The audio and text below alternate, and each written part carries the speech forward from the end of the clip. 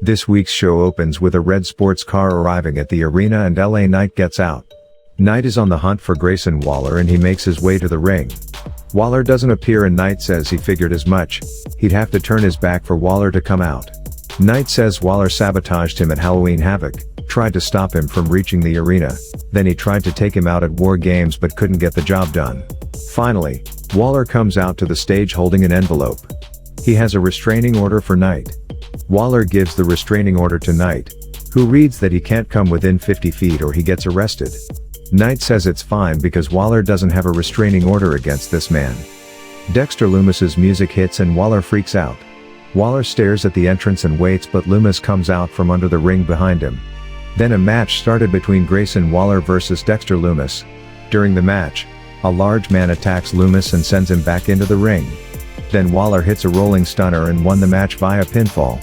Then we saw a match between the Creed brothers versus Brooks Jensen and Josh Briggs.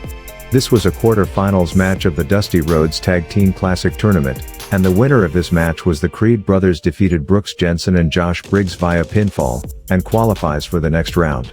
Then we saw a match between Dante Chen versus Guru Raj, and the winner of this match was Dante Chen. He defeated Guru Raj via disqualification because Duke Hudson attacked Dante Chen. Hudson slams Raj into the steel steps, Hen beats Chen into the ring. Duke hits Chen with a powerbomb, then punches him wildly on the mat until referees come down and make him back off. Then we saw a confrontation between Santos Escobar and Braun Breaker at Backstage. Santos Escobar says he should be because NXT 2.0 is going to look a lot better with the NXT Championship around his waist. Braun tells Escobar to give him a reason to kick his ass right now. Santos tells him that things are done on his time, not Braun's. After this confrontation, Tony D'Angelo is in the ring with a black coffin for Pete Dunne's funeral. D'Angelo says Dunne was a pig-headed man who didn't listen to anyone. So he taught him a lesson, the hard way. D'Angelo has his eyes on the North American Championship and so out comes Carmelo Hayes and Trick Williams on the platform above the crowd. Tony says Carmelo figured they were friends because of War Games but they're not pals, he's got his boys and they're on a need-to-know basis. Hayes says Tony needs to keep his business out of his or the next memorial service will be for him. Cameron Grimes makes his way out to a big pop.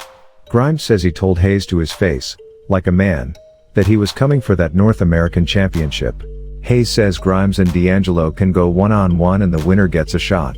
Grimes says that's fine by him because he's a 220 pounds rocket going straight to the moon.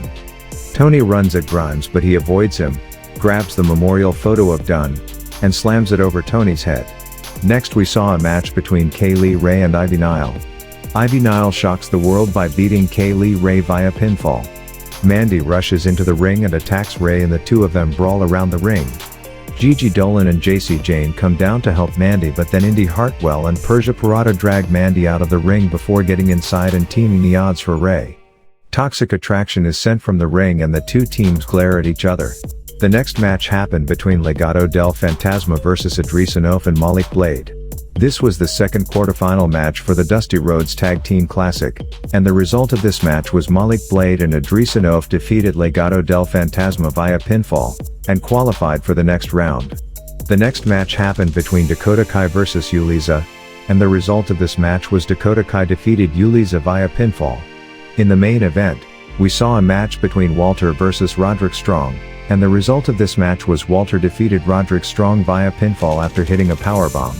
After the match Walter takes the microphone from the ring announcer and says the winner of the match is Gunter, I think.